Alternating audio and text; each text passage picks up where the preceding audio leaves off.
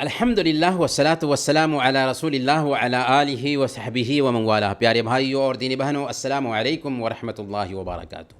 ہادہ طریقی مائی path کے اس class میں آپ سب کا سواگت ہے، اور ہم اچھے اخلاق کو جان رہے ہیں، اور آج ہم کچھ دوسرے اچھے اخلاق جاننے کی کوشش کریں گے۔ اچھے اخلاق میں سے ایک اخلاق ہے زبان اور ہاتھ کو زیادتی سے محفوظ رکھنا۔ صحیح بخاری کی روایت ہے، حضرت ابو موسیٰ اشعری رضی اللہ تعالیٰ عنہ بیان فرماتے ہیں کہ لوگوں نے کہا کہ یا رسول اللہ ای الاسلام افضل، اے اللہ کے نبی صلی اللہ علیہ وسلم، کون سا اسلام سب سے بہتر ہے، سب سے افضل ہے؟ آپ نے کیا فرمایا تھا؟ آپ نے فرمایا تھا من سلم المسلمون من لسانہ و یدہ، جس کے ہاتھ سے اور جس کی زبان سے مسلمان محفوظ ہوں۔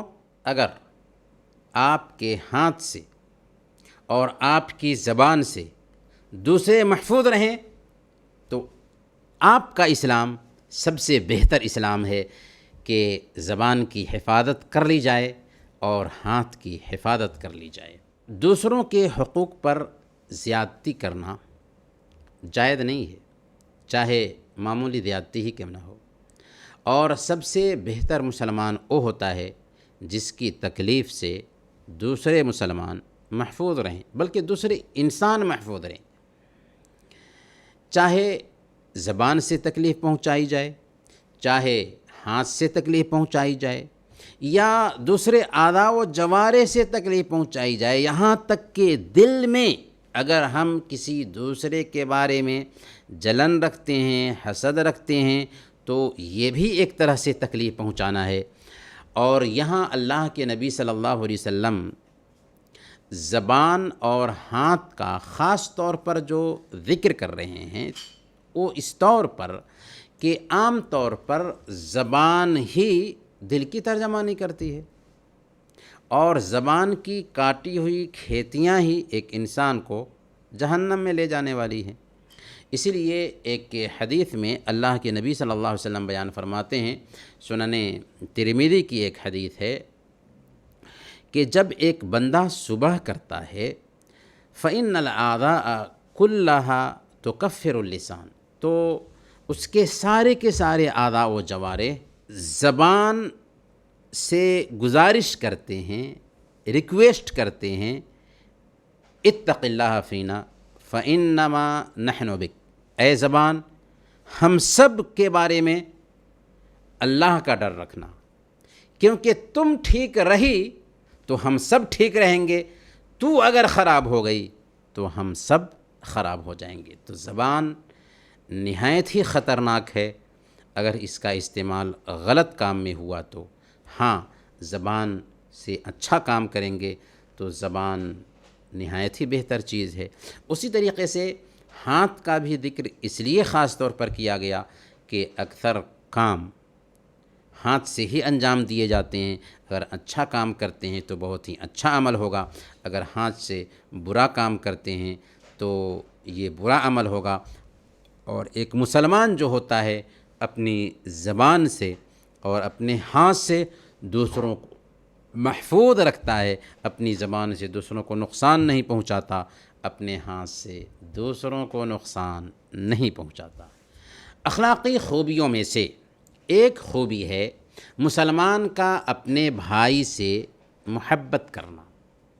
صحیح بخاری کی روایت ہے، حضرت انس رضی اللہ تعالیٰ عنہ بیان فرماتے ہیں کہ اللہ کے نبی صلی اللہ علیہ وسلم نے ارشاد فرمایا لا یؤمن احدکم حتی یحب لأخیہ ما یحب لنفسہ، تم میں سے ایک آدمی اس وقت تک کامل ایمان والا، مکمل ایمان والا نہیں ہو سکتا جب تک کہ جو اپنے لیے پسند کرتا ہے وہی اپنے بھائی کے لیے پسند نہ کرے۔ کیا معیار ہے؟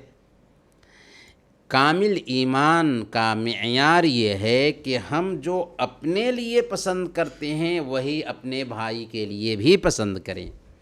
حسد اور جلن کی وجہ سے ایمان میں کمی آتی ہے، کیونکہ حسد کرنے والا اصل میں کیا کرتا ہے؟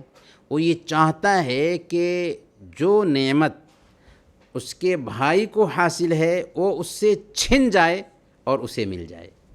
جبکہ مومن کی پہچان یہ ہوتی ہے کہ جو اپنے لیے پسند کرتا ہے وہی اپنے بھائی کے لیے پسند کرتا ہے۔ گویا کہ دبے لفظوں میں اللہ کے نبی صلی اللہ علیہ وسلم نے اس حدیث کے اندر حسد اور جلن کا بھی کھنڈن کیا ہے، اور ایک مسلمان کی اپنے بھائی سے محبت کی یہ مانگ ہے کہ وہ اپنے لیے جو پسند کرے وہی دوسروں کے لیے بھی پسند کرے، اپنے لیے جس زیادتی کو ناپسند کرتا ہے وہی اپنے بھائی کے لیے ناپسند کرے۔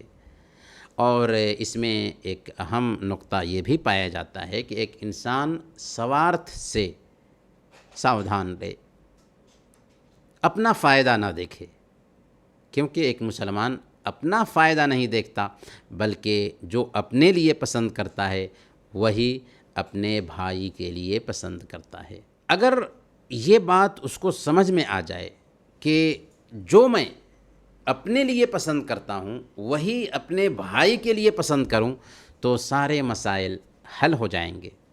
مسند احمد کی ایک روایت میں آتا ہے، اللہ کے نبی صلی اللہ علیہ وسلم کے پاس ایک دن ایک آدمی آیا اور اس نے عجیب سوال کیا۔ سوال کیا تھا؟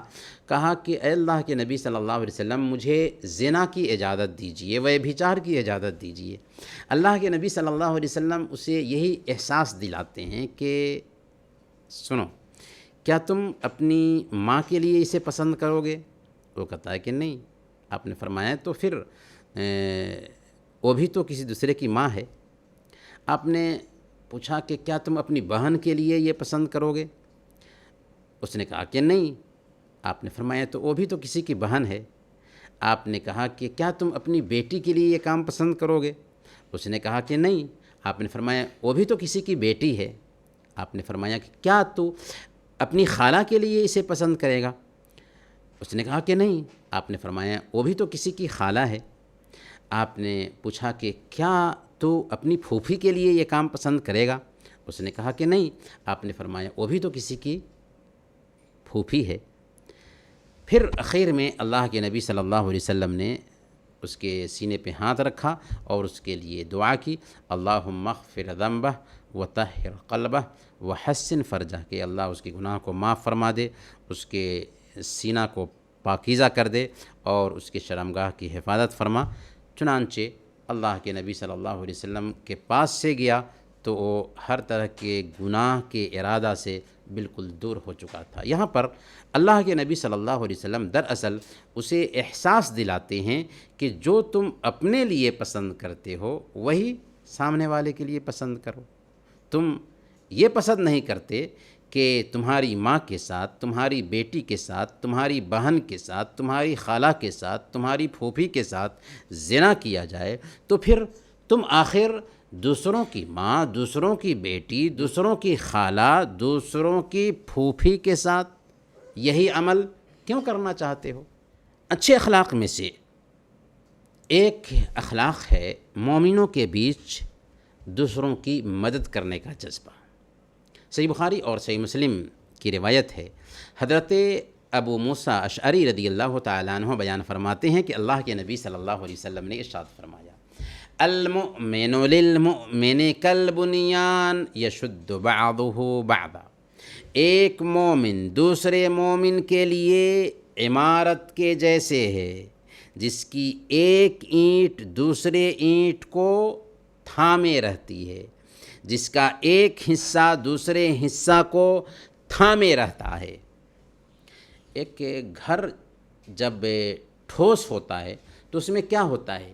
ایک اینٹ دوسرے اینٹ کو سہارا دیتی ہے تو گھر مکمل اور پختہ ہوتا ہے۔ ویسے ہی ایک مومن دوسرے مومن کو جب تک کہ سہارا نہیں دے گا تب تک کہ حقیقی معنوں میں وہ مومن نہیں کہلائے گا۔ تو مومن کی مثال ہی دراصل یہی ہے کہ ایک مومن دوسرے مومن کو سہارا دیتا ہے، دوسرے مومن کے لیے سہارا بنتا ہے۔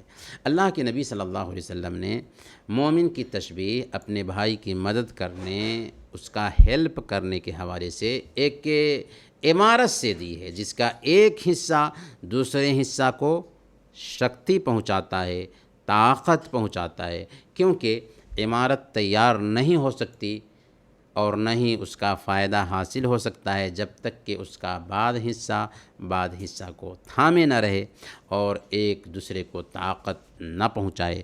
اگر ایسا نہ ہو سکا تو ظاہر ہے کہ اس کی دیواریں کیا ہوں گی؟ پھٹ جائیں گی، عمارت گر جائے گی، کیونکہ ایک اینٹ دوسرے اینٹ کو طاقت نہیں پہنچا رہی ہے۔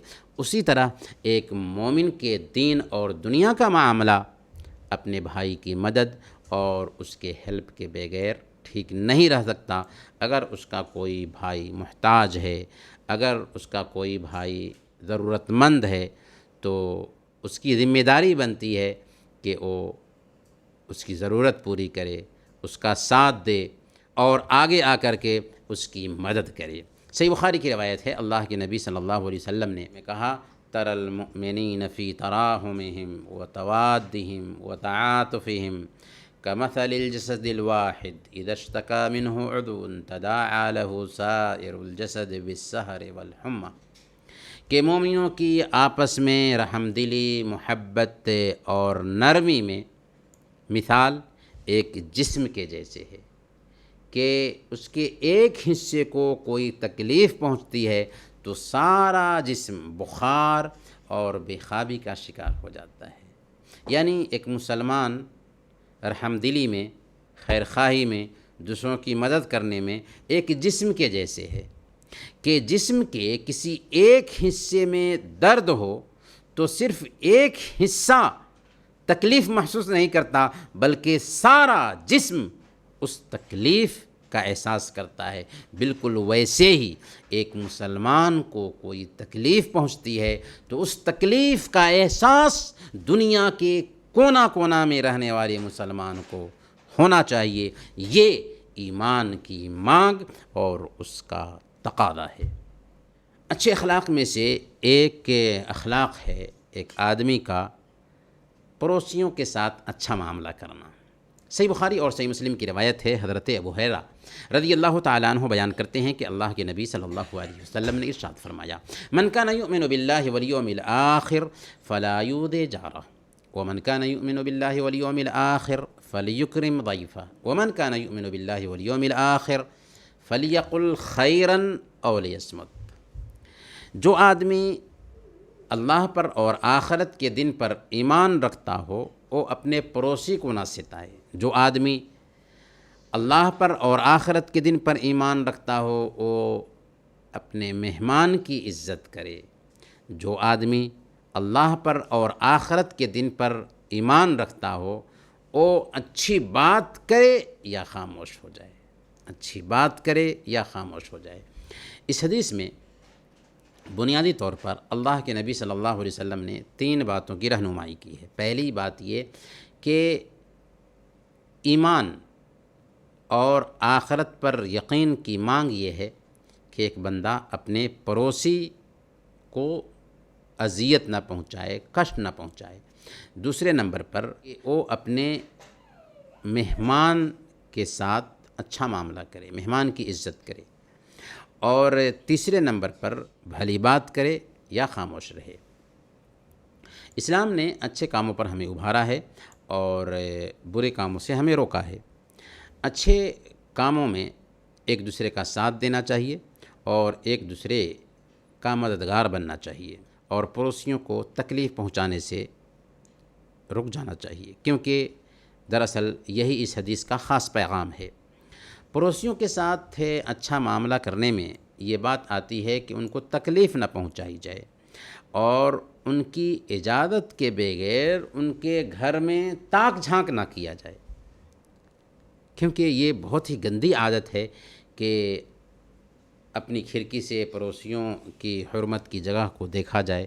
پڑوسیوں کو تکلیف بھی نہیں پہنچانا چاہیے۔ صحیح بخاری کی روایت ہے، اللہ کے نبی صلی اللہ علیہ وسلم نے 3 مرتبہ کہا تھا، واللہ لا یؤمن، واللہ لا یؤمن، واللہ لا یؤمن، اللہ کی قسم وہ مومن نہیں، اللہ کی قسم وہ مومن نہیں، اللہ کی قسم وہ مومن نہیں۔ پوچھا گیا کون ہے یا رسول اللہ؟ آپ نے فرمایا الذی لا یأمن جارہ بوائق، جس کا پڑوسی اس کی تکلیف سے، اس کے شر سے، اس کے کشٹ سے محفوظ نہیں رہتا، وہ مومن نہیں۔ تو ایمان کی مانگ یہ ہے کہ ہم اپنے پڑوسیوں کے ساتھ میں اچھا معاملہ کریں، پیار اور محبت سے ان سے ملیں اور ان سے ہدیہ کا لین دین کریں، کیونکہ اچھا معاملہ میں یہ بھی آتا ہے کہ ہمارے گھر میں کچھ اچھا پکتا ہے تو پڑوسیوں سے بھی شیئر کریں۔ اچھے اخلاق میں سے ایک ہے کہ پاکی صفائی کا خیال کیا جائے۔ پاکی صفائی ایمان کا آدھا حصہ ہے۔ صحیح مسلم کی روایت ہے، حضرت عبداللہ بن مسعود رضی اللہ تعالیٰ عنہ بیان فرماتے ہیں کہ اللہ کے نبی صلی اللہ علیہ وسلم نے ارشاد فرمایا، لا يدخل الجنة من كان في قلبه مثقال ذرة من کبر، وہ آدمی جنت میں داخل نہیں ہوگا جس کے دل میں رائی کے دانہ کے برابر بھی تکبر ہوگا، گھمنڈ ہوگا۔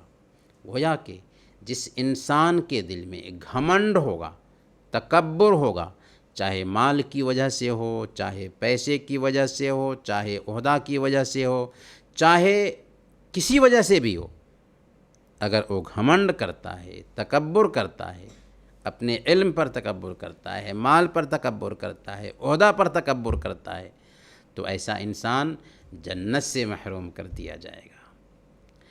ایک آدمی نے پوچھا، ان الرجل يحب ان يكون ثوبه حسنا ونعله حسنا، یا رسول اللہ، ایک انسان کی یہ پسند ہوتی ہے کہ اس کے کپڑے اچھے ہوں، اس کے کپڑے صاف ستھرے ہوں اور اس کے جوتے بھی اچھے ہوں، تو کیا یہ بھی تکبر کی شرینی میں، گھمنڈ کی شرینی میں آئے گا کہ ایک انسان اچھا پہنتا ہو، اچھا لباس پہنتا ہو، اچھے جوتے پہنتا ہو؟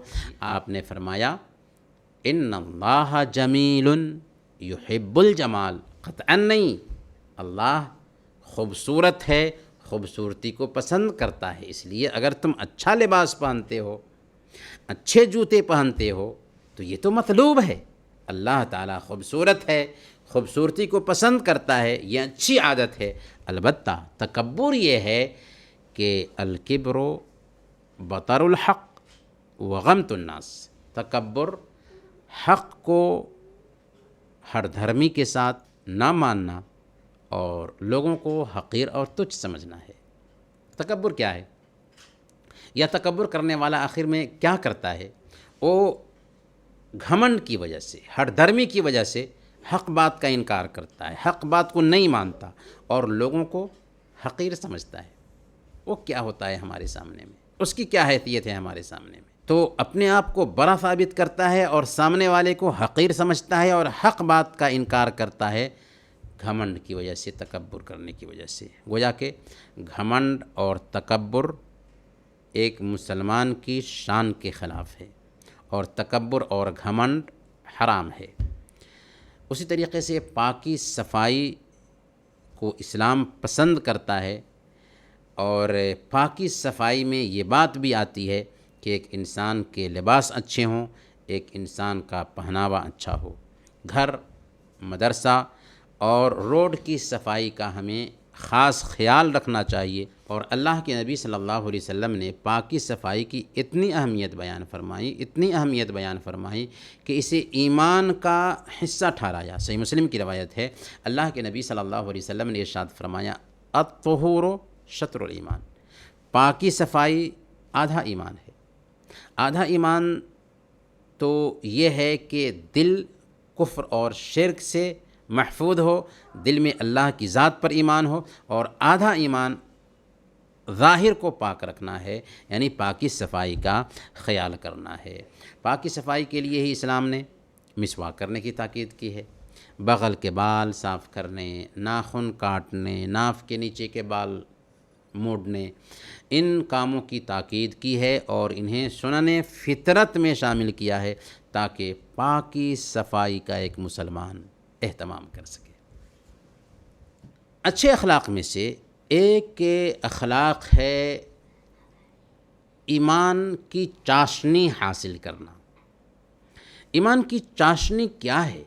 صحیح بخاری اور صحیح مسلم کی روایت ہے، حضرت انس رضی اللہ تعالیٰ عنہ بیان فرماتے ہیں کہ اللہ کے نبی صلی اللہ علیہ وسلم نے ارشاد فرمایا، ثلاث من کن فیہ وجد حلاوت الایمان، جس کے اندر 3 خوبیاں ہو اس نے ایمان کی مٹھاس پالی، ایمان کی چاشنی پالی۔ وہ 3 خوبیاں کون کون سی ہیں؟ پہلی خوبی ان یکون اللہ ورسولہ احب الیہ مما سواہما، ایک یہ کہ اللہ اور اس کے رسول دوسرے تمام لوگوں سے زیادہ اس کی نظر میں محبوب ہوں۔ دوسری خوبی وَأَن يُحِبَّ الْمَرْءَ لَا يُحِبُّهُ إِلَّا لِلَّهِ، کسی انسان سے وہ صرف اور صرف اللہ کے لیے محبت کرے۔ تیسری خوبی وَأَن يَكْرَهَ أَن يَعُودَ فِي الْكُفْرِ كَمَا يَكْرَهُ أَن يُقْذَفَ فِي النَّارِ، وہ کفر میں لوٹنے کو ایسے ہی ناپسند کرے جیسے آگ میں ڈالے جانے کو ناپسند کرتا ہے۔ جس کے اندر یہ 3 خوبیاں پیدا ہوئیں، گویا کہ اس نے ایمان کی حلاوت، ایمان کی مٹھاس، ایمان کی چاشنی پالی۔ اللہ اور اس کے رسول کی محبت تمام مخلوقات کی محبت پر مقدم ہے، اور اللہ اور اس کے رسول کی نافرمانی میں کسی بھی انسان کی اطاعت جائز نہیں ہے۔ اللہ کے نبی صلی اللہ علیہ وسلم نے ارشاد فرمایا، لا طاعت لمخلوق فی معصیت الخالق، اللہ کی نافرمانی میں کسی مخلوق کی اطاعت جائز نہیں۔ اور کمال ایمان کی پہچان یہ ہے کہ ایک بندہ کسی انسان سے اگر محبت کرتا ہے تو صرف اللہ کے لیے محبت کرے، دنیا کے لیے محبت نہ کرے۔ اس دنیا میں دیکھا یہ جاتا ہے کہ عام طور پر دنیا کے لیے محبت کی جاتی ہے، لیکن جو محبت صرف اور صرف اللہ کے لیے ہوگی، دنیا سے خالی ہوگی، دنیا کے سوارتھ سے خالی ہوگی، تو ایسی محبت کرنے والا ایمان کی مٹھاس پائے گا۔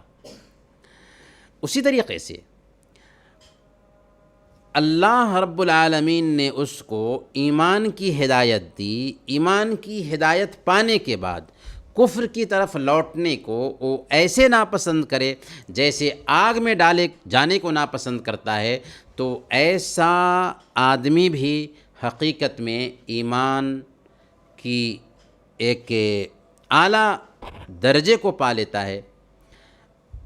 تو ایسا آدمی بھی ایمان کے اعلیٰ درجے کو پانے والا بن جاتا ہے، اور ایمان دنیا کی سب سے بڑی نعمت ہے، اس سے بڑھ کر کوئی نعمت نہیں ہو سکتی۔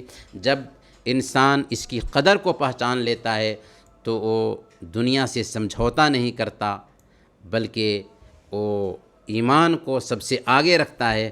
اور یہ 3 خوبیاں جس کے اندر پیدا ہو جائیں، اللہ اور اس کے رسول سے محبت دنیا کی ساری چیزوں سے زیادہ ہو، کسی انسان سے صرف اللہ کے لیے محبت کرے، اور کفر کی طرف لوٹنے کو جبکہ اللہ نے اس کو ایمان کی نعمت سے مالا مال کیا ہے ایسے ہی ناپسند کرے جیسے آگ میں ڈالے جانے کو ناپسند کرتا ہے۔ یہ 3 خوبیاں اگر اس کے اندر آ جائیں تو ایمان کا مزہ، مٹھاس اور چاشنی پاتا ہے، اپنے دل میں سکون پاتا ہے، اپنے نفس میں راحت پاتا ہے، سنتشٹی پاتا ہے۔ اخلاقی خوبیوں میں سے ایک خوبی ہے حیا، یعنی لجہ۔ صحیح بخاری اور صحیح مسلم کی روایت ہے، حضرت عمران بن حسین رضی اللہ تعالیٰ عنہ بیان فرماتے ہیں کہ اللہ کے نبی صلی اللہ علیہ وسلم نے ارشاد فرمایا، الحیاء لا یأتی الا بخیر، حیا تو بھلائی ہی لاتی ہے، لجہ تو خیر ہی لاتا ہے۔ اور صحیح بخاری کی روایت ہے، حضرت ابو مسعود عقبہ بن عمر رضی اللہ تعالیٰ عنہ بیان فرماتے ہیں کہ اللہ کے نبی صلی اللہ علیہ وسلم نے ارشاد فرمایا، ان مما ادرک الناس من کلام النبوہ اذا لم تستحی فافعل ما شئت، پچھلے کلام نبوت میں سے، نبوت کی باتوں میں سے ایک یہ ہے کہ ایک بندہ اگر حیا نہ کرے تو جو جی چاہے وہ کر گزرے۔ اس حدیث میں اللہ کے نبی صلی اللہ علیہ وسلم نے حیا اور لجہ کی اہمیت بیان فرمائی ہے۔ اور حیا کی صفت ایک انسان کو گھنونے کاموں اور بری لت سے دور رکھتی ہے۔ جب کوئی انسان حیا کھو دے تو ایسا انسان بے شرم بن جاتا ہے، گنوار انسان بن جاتا ہے، جسے اس بات کی پرواہ نہیں ہوتی کہ لوگ اسے کیا کہیں گے۔ لوگوں کی مذمتیں اسے ہلکی معلوم ہوتی ہیں۔ اب وہ اکیلے میں کوئی گناہ کیا ہوتا ہے لیکن ان کا ڈھنڈورا پیٹ رہا ہوتا ہے، کیونکہ اس کے اندر سے حیا کی صفت نکل چکی ہے۔ اللہ نے اس کے گناہ پہ پردہ ڈال دیا تھا، اب وہ دوسروں سے بیان کر کے خود کو دلیل کرتا ہے، لیکن اس کے اندر حیا نہیں، جس کی وجہ سے یہ عمل کر رہا ہوتا ہے۔ حیا ایک انسان کو اچھی خوبیوں کا پابند بناتی ہے اور بری عادتوں سے روکتی ہے۔ اسی لیے اسلام نے حیا پر ابھارا ہے اور حیا کو ایمان کا حصہ ٹھہرایا ہے۔ اللہ کے نبی صلی اللہ علیہ وسلم نے سنن ترمذی کی روایت کے مطابق بیان فرمایا، الحیاء من الایمان والایمان فی الجنہ والبذاء من الجفاء والجفاء فی النار، کہ حیا ایمان کا حصہ ہے اور ایمان جنت میں لے جانے کا سبب ہے، اور بے حیائی زیادتی ہے اور زیادتی دوزخ میں لے جانے کا سبب ہے۔ اس لیے ایک انسان کو حیا برتنے کی کوشش کرنی چاہیے اور بے حیائی سے بچنا چاہیے۔ اچھی خوبیوں میں سے ایک خوبی ہے نرمی اختیار کرنا۔ صحیح مسلم کی روایت ہے، حضرت ام المؤمنین عائشہ صدیقہ رضی اللہ تعالی عنہ بیان فرماتی ہیں کہ اللہ کے نبی صلی اللہ علیہ وسلم نے ارشاد فرمایا، ان الرفق لا يكون في شيء الا زانه ولا ينزع من شيء الا شانه۔ نرمی جس چیز میں بھی ہوتی ہے اسے زینت بخشتی ہے، اور جس چیز سے بھی نکال لی جائے اسے عیبدار بنا دیتی ہے، اسے عیبدار بنا دیتی ہے۔ مطلب کیا ہوا؟ مطلب یہ ہوا کہ نرمی کی صفت سے خود کو متصف کرنا ضروری ہے، کیونکہ نرمی ایک انسان کو لوگوں کی نظر میں مزین کرتی ہے، خوبصورت بناتی ہے، اور اگر اس کے اندر سے نرمی کی صفت نکل گئی، اگر وہ سختی برتتا ہے تو سختی اللہ کی نظر میں بھی معیوب ہے اور لوگوں کی نظر میں بھی معیوب ہے۔ اس کی وجہ سے وہ بدنما بن جاتا ہے، عیبدار بن جاتا ہے، لوگوں کی نظر سے بھی وہ گر جاتا ہے۔ ایسے لوگوں کو لوگ بھی ناپسند کرتے ہیں اور اچھے اخلاق والے کو لوگ بھی پسند کرتے ہیں، اور نرمی ایک اچھی خوبی ہے جو ایک مسلمان کے اندر پیدا ہونی چاہیے۔ ہم اپنے نبی کو آئیڈیل بناتے ہیں نا، اپنے نبی کی سیرت کا مطالعہ کیجئے۔ صحیح بخاری اور صحیح مسلم کی روایت ہے، حضرت انس رضی اللہ تعالی عنہ بیان فرماتے ہیں کہ میں اللہ کے نبی صلی اللہ علیہ وسلم کے ساتھ ایک دن جا رہا تھا کہ ایک دیہاتی نے آپ کے کندھے پر جو چادر تھی اسے زور سے کھینچا، جس کی وجہ سے آپ کے شانے پر اس کا اثر ظاہر ہو گیا۔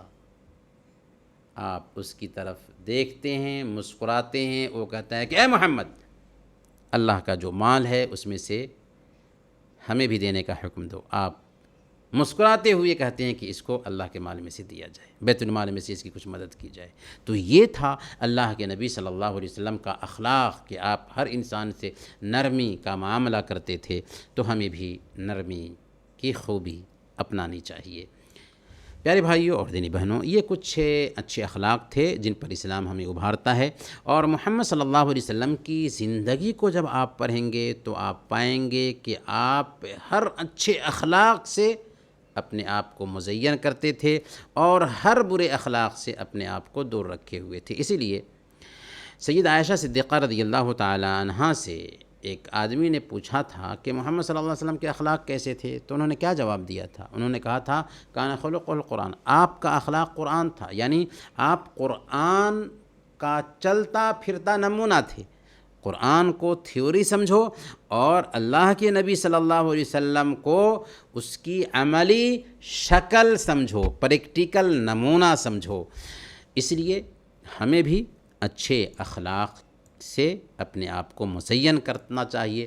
اور یہ جو کچھ اخلاقی خوبیاں تھیں جن کی طرف ہم نے اشارہ کیا ہے، اس کے علاوہ بھی بہت ساری اخلاقی خوبیاں ہیں جن کی طرف ہم نے اشارہ نہیں کیا، جیسے دیا کرنا، رحم کا معاملہ فرمانا، معاف کرنا، کیونکہ معاف کرنا بھی بڑی اچھی خوبی ہے، نیکی اور بھلائی کے کام میں ایک دوسرے کا ساتھ دینا، کیونکہ اللہ فرماتا ہے وَتَعَاوَنُوا عَلَى الْبِرِّ وَالتَّقْوَىٰ وَلَا تَعَاوَنُوا عَلَى الْإِثْمِ وَالْعُدْوَانِ، نیکی اور بھلائی کے کام میں ایک دوسرے کا ساتھ دو، برائی اور سرکشی کے کام میں ایک دوسرے کا ساتھ مت دو۔ اور اگر ہم کسی بھلائی کا کام کرتے ہیں تو اللہ رب العالمین کی نظر میں سب سے بہتر انسان ٹھہرتے ہیں، یہاں تک کہ اللہ کے نبی صلی اللہ علیہ وسلم معجم الطبرانی کی روایت کے مطابق بیان فرماتے ہیں کہ میں اپنے بھائی کی مدد کے لیے اس کے ساتھ چل کر کے جاؤں، یہ میری نظر میں اس مسجد میں یعنی مسجد نبوی میں 1 مہینہ اعتکاف کرنے سے بھی بہتر ہے۔ اسی طریقے سے اللہ کے لیے ایک دوسرے سے محبت کرنا، کھانا کھلانا، یہ بھی بڑی نیکی ہے کہ مسکینوں کو، غریبوں کو کھانا کھلایا جائے۔ مسلمان کی پردہ پوشی کرنا بہت اچھی خوبی ہے۔ اللہ کے نبی صلی اللہ علیہ وسلم نے بیان فرمایا کہ جو آدمی دنیا میں کسی کے اوپر پردہ ڈالتا ہے، کل قیامت کے دن اللہ تعالیٰ اس کے اوپر پردہ ڈالے گا۔ اللہ کے لیے محبت کرنا، بردباری اختیار کرنا، نرمی برتنا اور سخاوت کی خوبی اپنے اندر پیدا کرنا، خرچ کرنے کا جذبہ پیدا کرنا، یہ بہت اچھی خوبی ہے۔ اللہ کے نبی صلی اللہ علیہ وسلم کے بارے میں آتا ہے کہ جو کوئی بھی آپ کے پاس آتا تھا مانگنے کے لیے، نہ میں جواب دیتے ہی نہیں تھے۔ اسی طریقے سے ایثار اور قربانی کا جذبہ اپنے اندر پیدا کرنا، روزی حاصل کرنے کے لیے محنت کرنا، محنت سے کمانا، اسلام اس کو اچھی خوبی تصور کرتا ہے۔ اور دوسروں کے لقمہ پر پلنا، دوسروں کی کمائی پر ڈیپینڈ ہونا، اسلام اس کو کنڈم کرتا ہے اور محنت کی کمائی کو اچھی کمائی ٹھہراتا ہے۔ یہاں تک کہ ایک مرتبہ اللہ کے نبی صلی اللہ علیہ وسلم اور صحابہ کرام کا گزر ایک آدمی کے پاس سے ہوا جو کچھ محنت کر رہا تھا، تو صحابہ نے کہا کہ کاش کہ اس آدمی کی محنت اللہ کے راستے میں ہوتی، تو اللہ کے نبی صلی اللہ علیہ وسلم نے وہاں پر ایک پیغام دیا، کہا کہ اگر یہ بندہ اپنے بچوں کے لیے محنت کر رہا ہے تو یہ بھی اللہ کے راستے میں ہے، اگر یہ بندہ اپنے بوڑھے ماں باپ کے لیے محنت کر رہا ہے تو یہ بھی اللہ کے راستے میں ہے، اگر یہ بندہ حلال روزی سے اپنے آپ کو پالنے کے لیے محنت کر رہا ہے تو یہ بھی اللہ کے راستے میں ہے۔ ہاں، اگر یہ سرکشی کے لیے، تکبر اور گھمنڈ کے لیے، اپنے آپ کو بڑا ثابت کرنے کے لیے ایسا کر رہا ہے تو پھر یہ شیطان کے راستے میں ہے۔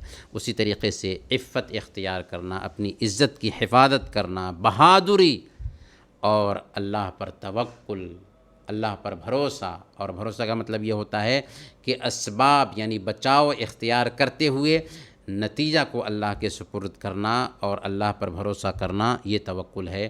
اور زبان کی حفاظت کرنا، ہدیہ کا لین دین کرنا، اللہ کے نبی صلی اللہ علیہ وسلم بیان فرماتے ہیں تہادو تحابو، ہدیہ کا لین دین کیا کرو، اس سے آپس میں محبت بڑھے گی۔ یہ ساری کی ساری اخلاقی خوبیاں ہیں جو ہمارے اندر پیدا ہونی چاہیے۔ اللہ تعالیٰ سے دعا کرتے ہیں کہ اللہ تعالیٰ ہم سب کے اندر یہ خوبیاں پیدا فرمائیں، اللہ تعالیٰ ہم سب کو اسی توفیق عطا فرمائیں، آمین یا رب العالمین۔ وصلی اللہم علی نبینا محمد وعلی آلہ وصحبہ اجمعین۔